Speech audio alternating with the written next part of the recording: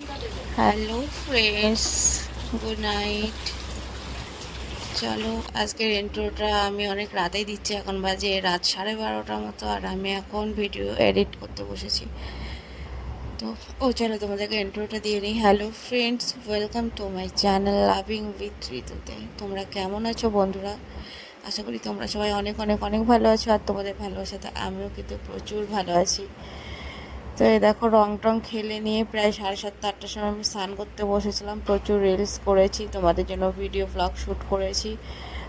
আজকে একটু ভাং খেয়েছিলাম তোমাদের রিকোয়েস্টে, তো সেই ভাং খেয়ে কী করছিলাম তার একটা ভিডিও তোমাদের পোস্ট করেছি কিছুক্ষণ আগে।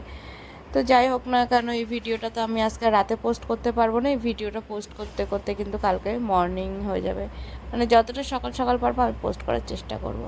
তো তোমরা অনেক দিন ধরে একটা বাথিং ভিডিও চাইছিলে যে বৌদি ভাই একটা বাথিং ভিডিও দাও, অনেক দিন দাও না। তো ভাবলাম যে চলো, এত সুন্দর করে রং টং মেখে ভূত হয়ে আছি, চলো ভালো করে যখন ঘষা মাজা করবো, তো সেটাকেই তোমাদের সাথে একটা ব্লগ শ্যুট করে নিই। তো এই দেখো, আমি বসে পড়েছিলাম। আমি যে একটা ওপরে শর্টস পরেছিলাম, সেই শর্টসটাকে আমি খুলে ফেলেছি। খুলে ফেলে নিয়ে আমি কিন্তু ভেতরে ব্লাউজ আর হট প্যান্ট পরেছিলাম, সেটা পরেই স্নান করতে নেমে গিয়েছি। কারণ এই দুটো তো আর খোলা যাবে না, তাই আর কি করব। চলো এবার খুব সুন্দর করে, মানে যতটা পরিষ্কার ছিলাম কিছুক্ষণ আগে অবধি, দেখো আমি কিন্তু অনেকটা ক্লিন করে নিয়েছি।